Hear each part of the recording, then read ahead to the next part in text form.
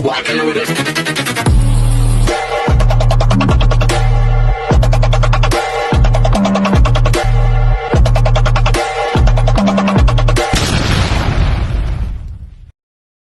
Hi everyone! Good morning! I'm back! It's your Mama Sam dito sa Sam Sam TV. Kamusta naman po kayo mga amigo, amiga, kumare at kumpare? Sana lahat kayo ay okay at safe ngayong araw na to. Syempre isang maulan na umaga dito sa Bangkok, Thailand. Naloka ako kasi paggising ko umuulan siya. So tinamad tuloy ako pumunta ng school. Kasi nga umuulan, ayoko, traffic, charot. Hindi, wala naman na ako masyadong gagawin. Test naman kasi din ng mga bata. So I choice na mag-relax and then tomorrow meron kasi kaming event. Kaya ay nako, dapat kong gawin yung mga dapat gawin tulad ng vlogging, gano'n, para bukas may mapapanood kayo, di ba? So yun, so syempre kaninang umaga pagising ko, habang nasa banyo ako, ang ginawa ko ay nagbasa ng mga comments. So, yun naman talaga yung ginagawa ko everyday. Magbasa ng mga comments. And then, tinatry ko mag-answer din sa mga comments ninyo. At, syempre, minsan hindi talaga ako nakakapag-answer dahil nga sa nagmamadali ako. Pero kanina talagang nagbigay ako ng attention sa mga nagko-comments. So, may nabasa ako sa comment nila about Atisa. So kagabi, syempre, ayun nga, naganap nga yung preliminary competition. So everybody's happy para kay Atisa. Pero may mga ilang tao pa rin talaga na hindi mo maiiwasan na sobrang against na against sila sa kay Atisa manalo.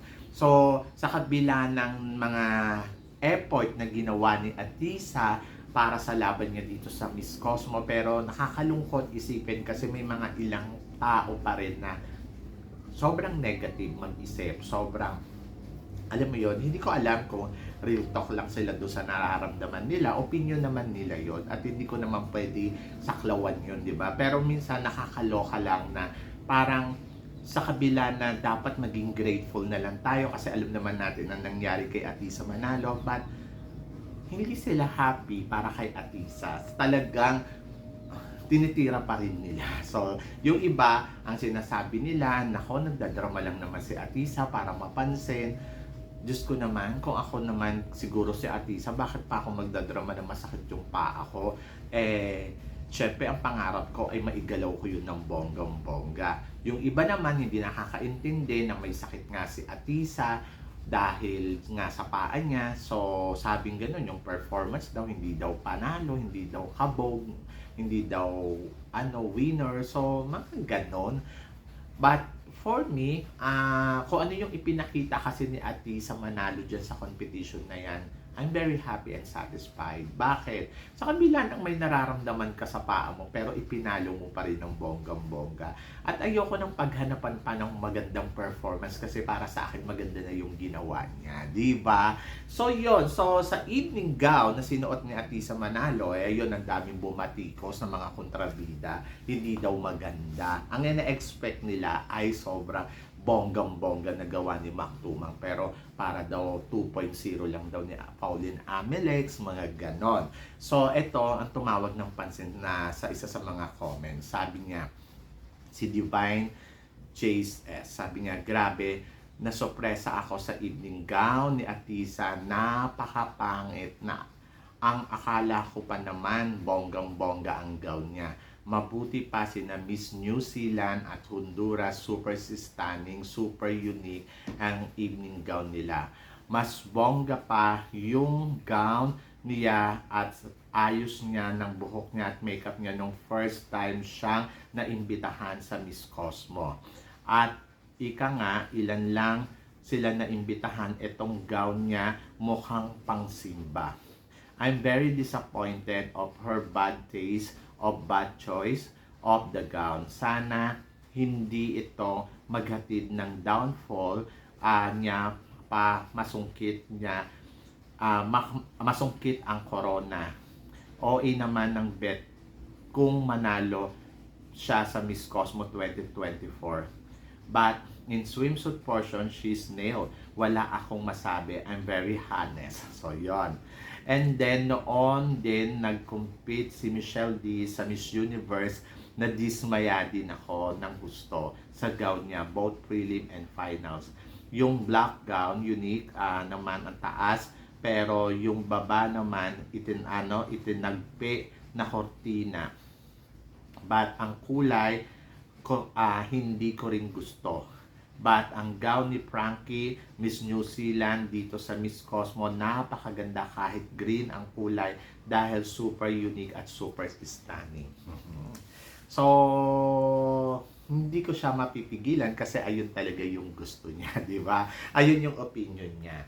Ako naman, ang masasabi ko, sana respetohin natin yung choices ng mga kandidata na lumalaban. Kasi maaaring ikaw, ganito yung ideas mo, tapos gusto mo yung kandidata mo, talagang wow, pasabog, bongga. Eh di sana sa Miss Grand na lang siya sumali, charot.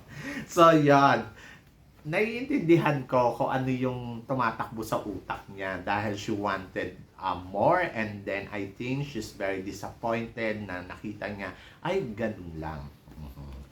To be honest, ako hindi yung gown ang naging concern ko, kasi parang feeling ko kahit anong gown ang ipasuot mo kay Atisa, as long na-perform niya yun ng bonggang-bongga, na ilakad niya yun ng maayos, it doesn't matter for me.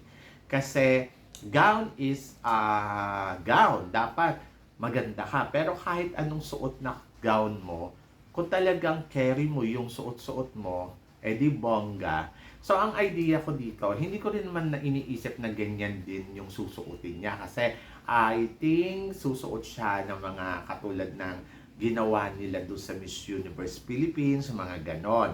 Ganun yung tumatakbo sa utak ko. Pero yung nakita ko naman yung gown, wala din naman akong masabi kasi I wanted na sana mag-perform si Atisa ng bongga. Kasi syempre hindi biro yung pinagdadaanan ni Atisa, masakit yung paa. So mas concerned ako doon sa baka kung mapaano siya. Kasi di ba naka-high heels na siya, tas ang haba pa nung gown.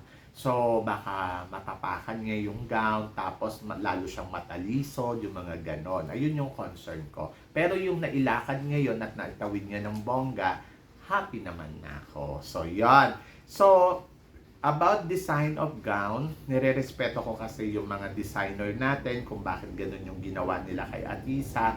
Kasi naintindihan ko, ang pineg dito ni Atisa, it's like Oksana. Oksana na naging Miss Universe noong 2002. So I think Atisa, she wanted like some Miss Universe. Siguro yun yung suggestion ng designer niya na siguro mas maganda ang gawin natin para maala Oksana. Kasi yung beauty kasi ni Atisa, syempre, kaya kung mapapansin mo, ang ginawa din ni Atisa ay in-straight lang niya yung hair niya. Diba? Straight lang, tapos lakad lang, flowing gown. So, for me, naintindihan ko yung konsepto na gusto niyang ipakita. And, kung ikukumpara mo naman kay Miss New Zealand, yes, totoo, maganda yung gown ni New Zealand, pero ang tanong, nailakad niya ba yun ng bonggang-bongga? Di ba? Hindi naman. Kumbaga, parang awkward din ang performance niya.